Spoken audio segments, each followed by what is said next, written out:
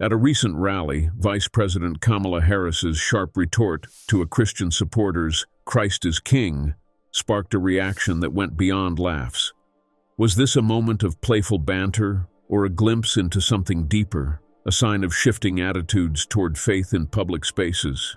In recent years, interactions between public figures and expressions of personal faith have grown increasingly complex and divisive.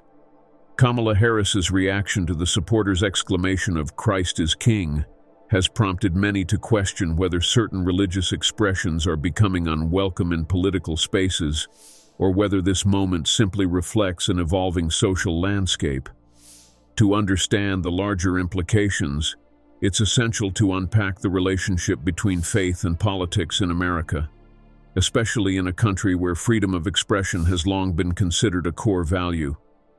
Historically, religious expressions have held a central place in American public life. Christian values in particular have shaped the nation's identity and have often appeared side by side with patriotic symbols. It wasn't unusual, for example, to hear prayers or religious statements during political speeches, especially during times of national hardship or moral challenge.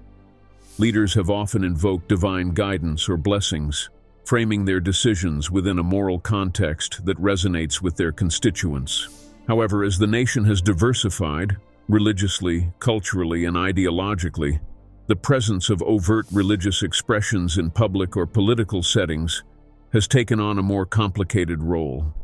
For some, it feels increasingly out of place, while for others, it remains a vital component of their identity and heritage. In today's climate, certain expressions of faith are often met with mixed responses. Political gatherings and rallies, particularly those that emphasize secular values or inclusivity, can sometimes be viewed as less open to religious declarations, especially if they seem to challenge or diverge from the speaker's stance. In the case of Harris's rally, the exclamation of "Christ is King" could be seen by some as a moment of personal expression, while others may have interpreted it as an attempt to assert a specific religious perspective. Harris's immediate response, her light-hearted comment, suggests that she may have felt the statement was out of place or unexpected in that context. However, this response has led some to feel that a fundamental belief was casually dismissed. This moment taps into a broader sentiment that some in the Christian community have felt for years, a perception that they are being increasingly marginalized in public discourse. For many Christians, their faith isn't something that can be separated from their daily lives or political views. It's intrinsic to their sense of purpose and moral compass. So, when a public figure seems to brush off or downplay a religious declaration, it can feel like a rebuke, not just of the statement itself, but of the values it represents. To some, Harris's reaction could be seen as emblematic of a broader shift, where public displays of faith, particularly Christianity, are treated with a mix of discomfort or even hostility in certain public spaces. The emergence of this feeling among many Christians can be traced back to a series of social and political transformations that have reshaped American society over the past few decades. As America has become more pluralistic, with increasing representation of various faiths and belief systems, some Christians perceive a growing trend that seeks to diminish the prominence of Christianity in public life. The rise of secularism, alongside movements advocating for LGBTQ+ rights, reproductive rights, and racial justice, has led to a cultural landscape where traditional Christian values may feel increasingly challenged. Many believers perceive a cultural shift that devalues their beliefs, and this perception fuels a sense of exclusion in public discourse. On the flip side, there's an argument to be made that secular spaces, including political events, ought to focus on inclusivity without a specific religious lens. This perspective holds that a truly inclusive event should maintain a neutral ground, where individuals of all backgrounds, including those with no religious affiliation, feel equally welcome. Supporters of this view might argue that Harris's reaction was an effort to gently steer the event back toward a more universal focus, without singling out any particular belief system. In a diverse society, public officials often walk a fine line between acknowledging personal beliefs and remaining accessible to a broader audience. Harris's response also underscores the balancing act that political figures must perform in contemporary society. As representatives of a diverse electorate, public officials are tasked with acknowledging and respecting the myriad beliefs held by their constituents. Yet this task becomes increasingly complicated when personal beliefs intersect with political rhetoric. In this case, Harris may have felt the need to address the comment in a way that kept the event focused and relatable to her audience, which may have included people of various faiths or none at all. However, given America's long-standing relationship with Christianity and religious freedom, some believe that such expressions deserve a space even in secular settings, as a reminder of the country's religious diversity. The incident also speaks to a critical aspect of American identity, the idea of religious freedom as a fundamental human right. The First Amendment of the United States Constitution guarantees citizens the right to practice their religion freely, and this principle has long been heralded as a cornerstone of American democracy. This freedom, however, has always existed within a complex framework of societal expectations and cultural norms. The challenge arises when individuals feel that their ability to express their beliefs is curtailed by a society that increasingly emphasizes secularism. For many Christians, this perception is amplified when public figures seem to dismiss or ridicule religious expressions, as seen in Harris's reaction. This moment raises the crucial question of whether public spaces can remain genuinely inclusive while still allowing room for personal religious expressions. If we consider the notion of inclusivity, should it extend to all beliefs, including those that may seem out of place in secular settings? For some, the notion of inclusivity means embracing all expressions, even those that might appear to prioritize one faith over others. Conversely, others argue that in order to create truly neutral spaces, it may be necessary to limit religious expressions to avoid alienating those who do not share those beliefs. This dynamic is particularly evident in political discourse, where leaders are often expected to represent diverse perspectives.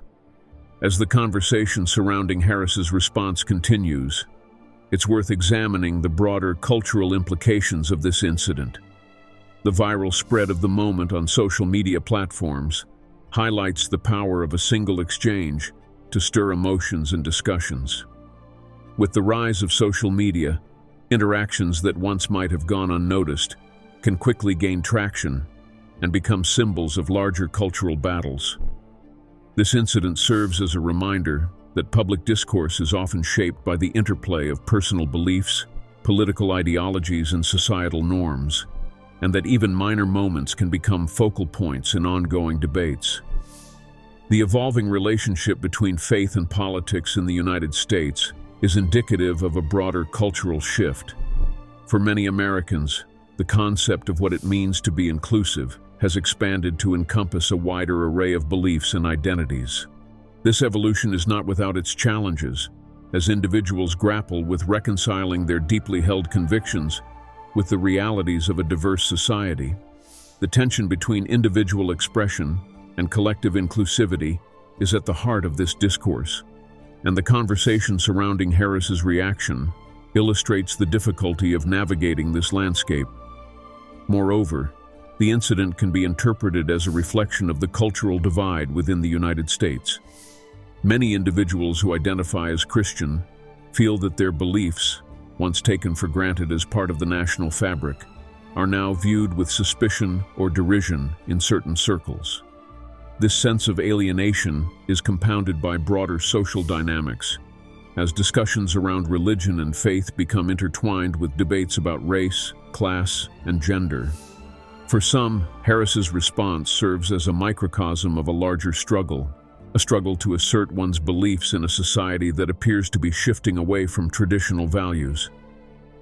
Yet others argue that this view may be an overreaction, pointing out that public expressions of Christian faith are still prevalent across American media, politics, and community life. They suggest that what we're witnessing isn't the marginalization of Christianity, but rather an effort to make space for a broader array of beliefs. In their view, Harris's response was merely an acknowledgement of that balance, a signal that public figures must now navigate a landscape where no single belief system holds sway over others. This perspective posits that a truly inclusive society should embrace a diverse spectrum of beliefs, allowing for dialogue and engagement rather than exclusion. This ongoing debate raises critical questions about the nature of American democracy and the role of public figures in shaping discourse. How should political leaders navigate the complexities of faith and public life? Is it possible to foster a culture that honors diverse beliefs while maintaining respect for all perspectives? The answer may lie in recognizing the value of dialogue and understanding, even amid differences. Meanwhile, the discussion surrounding this incident sheds light on the evolving norms surrounding public expressions of faith. As American society continues to diversify, the challenge of creating inclusive spaces becomes more pronounced. For many, the ability to express their beliefs freely is paramount. Yet achieving this freedom requires a delicate balance between individual expression and collective respect. Public figures, such as Harris, play a crucial role in shaping this conversation, as their responses can influence perceptions of faith in public life. The nature of inclusivity itself is a critical consideration in this context. As society grapples with how to accommodate a wide range of beliefs, it is essential to foster an environment where individuals feel empowered to express their faith while also respecting the diverse perspectives of others. This dynamic requires an ongoing commitment to dialogue and understanding, as well as a willingness to engage with differing beliefs in a respectful manner. The challenge lies in fostering a culture where individuals can celebrate their faith without fear of judgment or exclusion. In light of this incident, the question of how to address faith in public spaces becomes even more urgent. Are we moving toward a future where religious expressions are increasingly sidelined? Or can we cultivate an environment that honors the rich tapestry of beliefs that define American society? The answer to this question may shape the future of public discourse, influencing how individuals engage with faith, politics, and the values that unite them. Moments like these open up a complex dialogue about America's commitment to inclusivity and respect for diverse beliefs. If unity is truly our goal, then the challenge lies in finding ways to honor all perspectives, weaving them into the American tapestry. How do we respect each belief while balancing the values of modern society?